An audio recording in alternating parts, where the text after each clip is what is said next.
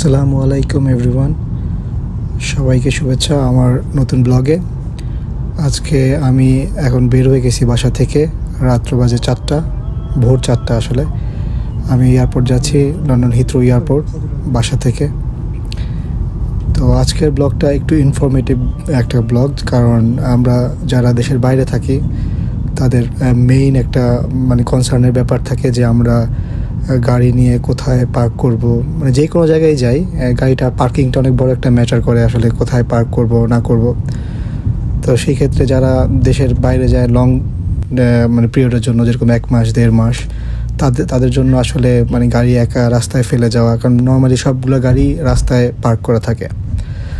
তো আমার জন্য সেম ছিল। আমি এবার প্রায় 1.5 মাসের জন্য দেশে যাচ্ছি। সো এয়ারপোর্টে লং স্টে পার্কিংয়ের কথা আমি আগে থেকেই জানতাম, বাট আমি সবসময় ভাবতাম যে এটা হয়তো বা অনেক বেশি এক্সপেন্সিভ, কারণ যেহেতু এখানে প্রতি ঘন্টার জন্য পে করা লাগে। তো কখনোই আমি ট্রাই করিনি, কিন্তু পরে জানতে পারলাম যে আসলে এখানে অনেক ধরনের অপশন আছে। তো যারা আসলে 1 মাস 2 মাসের জন্য দেশের বাইরে যায়, তারা খুব চিপে পার্ক করে যেতে পারে, যেটা আসলে তাদের যেই উবার ভাড়া লাগবে কিংবা ট্যাক্সি ভাড়া লাগবে আসা যাওয়ার জন্য এয়ারপোর্ট থেকে বাসায়, সেটা দিয়ে কভার হয়ে যায়। তো আমি অনলাইনে বুক করলাম একটা কোম্পানিতে। সো তারা মোটামুটি চিপ ছিল। আমার আপ ডাউন আসলে প্রায় 1.5 মাসের জন্য আমার চার্জ পড়েছে 190 পাউন্ড। সো এটা খুব ভালো একটা ডিল, কারণ বাসা থেকে উবারে যেতে 80-90 কিংবা 100 পাউন্ড লাগে, আবার ব্যাক করতে সেম। তো তার বিপরীতে আমি যদি আমার নিজের গাড়ি দিয়েই যাই, তো সেই ক্ষেত্রে এই টাকাটাও সেভ হয়ে যায় আর গাড়িটাও সেভ হয়ে থাকে। তো আমি এবার বুক করলাম, তো দেখি আসলে ফুল এক্সপিরিয়েন্সটা কী হয়। আমি তো শুরু থেকেই ওরা একটা নাম্বার দিয়ে দিচ্ছে বুকিংয়ের পরে, যে এয়ারপোর্টের টার্মিনালের 30 মিনিট পৌঁছানোর 30 মিনিট আগে তাদেরকে ফোন করে আমাকে কনফার্ম করতে হবে যে আমি আসতেছি। তখন তারা এয়ারপোর্টে টার্মিনালে আমার জন্য ওয়েট করবে, তাদের একজন লোক। সো আমি যথারীতি তাদের ফোন দিয়ে দিয়েছি অলরেডি। তো তারা আসতেছে। আর এখন আসলে এত ভোরবেলা, রাস্তা মোটামুটি ফাঁকাই আছে।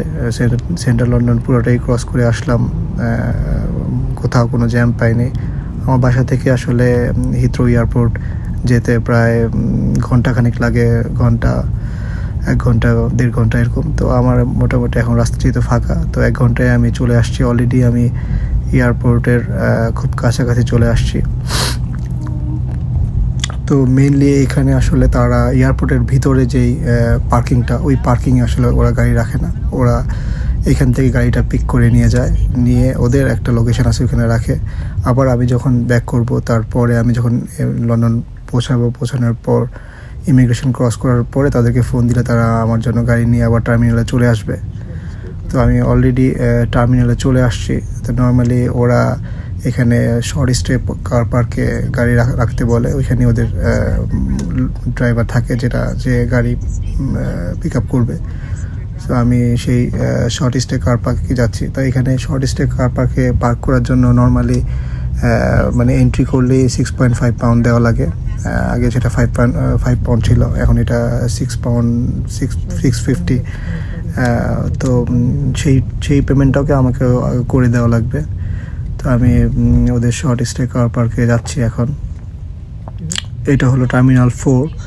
আর এখান থেকে আসলে এমিরেটস, তারপর কাতার এয়ারওয়েজ, টার্কিশ এয়ারওয়েজ, সবগুলো এয়ারলাইন্সই এখান থেকে এই টার্মিনাল থেকে ছাড়ে।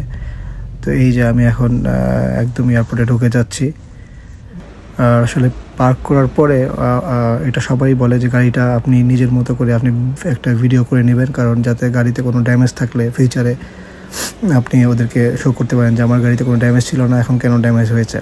তো পুরো গাড়িটা ওরা যখন নেয়, এসে ওরা রাউন্ড দেয় চারপাশে, যে দেখে গাড়িটাতে কোনো ড্যামেজ কিংবা কোনো কিছু আছে কি না, যেটা ওরা নোটিস করে। তারপরে যে ড্রাইভারে আসে, সে একটা রিসিপ্ট দেয়, যেটা আপনাকে গাড়ি যখন রিটার্ন করবে তখন সেই রিসিপ্টটা আপনাকে ওদেরকে শো করতে হবে।